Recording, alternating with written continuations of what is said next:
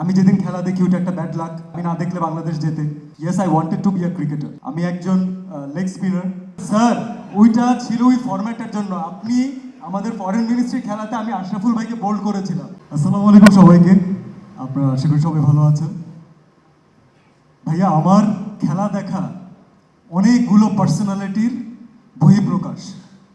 প্রথম কথা, আমি বাংলাদেশের ওই যে থাকে না যে টঙের দোকানে যে মানুষজন খেলা দেখে, এই প্যাটার্নের একজন মানুষ যে সব কথাতে এক্সাইটেড হয়ে যায়, খুব বেশি প্যাশনেট, অনেক কিছু চাই টিমের কাছ থেকে, সব সময় সেটা পাই না, না পেলে মন খারাপ হয়, মনে হয় যে আমি খেলা দেখবো না। আমি যেদিন খেলা দেখি ওটা একটা ব্যাড লাক, তাই আমাকে লুকিয়ে লুকিয়ে পরে হাইলাইটস দেখতে হয়, আমি না দেখলে বাংলাদেশ যেতে। অন্যদিক থেকে আমি প্যাশনেট, তার কারণ হচ্ছে yes, I wanted to be a cricketer. আমি একজন, আপনি জানেন আমার ক্যাম্পাসে বড় ভাই হিসাবে, আশা করি আপনি জানেন সেটা। আমি একজন লেগ স্পিনার। তো আমার একমাত্র ইচ্ছা। ফারুক ভাই, আমরা কিন্তু একটা লেগ স্পিনার খুঁজছি। একজন সুদর্শন লেগ স্পিনার হলে সমস্যা নেই। ওকে আমি মনে হয় একটা কর্পোরেটটা কোথায় খেলতে দেখছিলাম, বেসবল করছিল। ওই যে লেগ স্পিনার স্যার, ওইটা ছিল ওই ফরম্যাটের জন্য। আপনি আমাদের ফরেন মিনিস্ট্রি খেলাতে আমি আশরাফুল ভাইকে বোল্ড করেছিলাম। না, কিন্তু আমার মনে হয় যে ফারুক ভাই, সিয়ামও জানে যে লেগ স্পিনারদের খুব বেশি সুযোগ নাই দলে জায়গা পেতে হলে।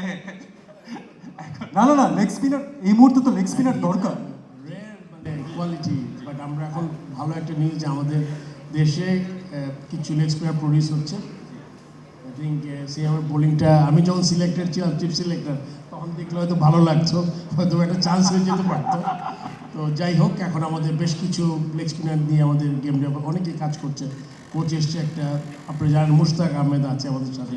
সো সব মিলিয়ে we have some good leg spinner in the pipeline. Let's see, take some time, it's very difficult art. যে জন্য হয়তো সিয়াম লেগ স্পিনার ছেড়ে দিয়ে হিরো হয়েছে, বিকজ এটা সহজ না কাজটা।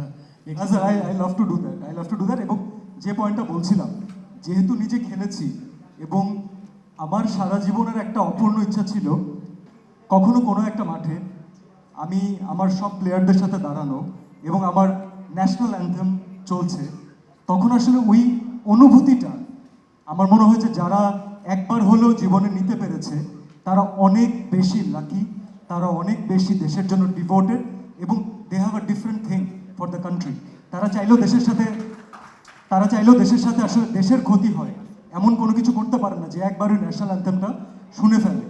তো সেই জায়গা থেকে আমি অনেক বেশি এক্সাইটেড থাকি। আমরা রিমার্ক হারল্যান্ডের প্রথম প্রশ্নটা একজন করে ফেলেছিলাম, আমার হচ্ছে ফারুক ভাই অলমোস্ট করে ফেলবে, যে মানে কসমেটিক্সের সাথে আপনারা এসেছেন, থ্যাংক ইউ সো মাচ ভাইয়া বলছিলেন না।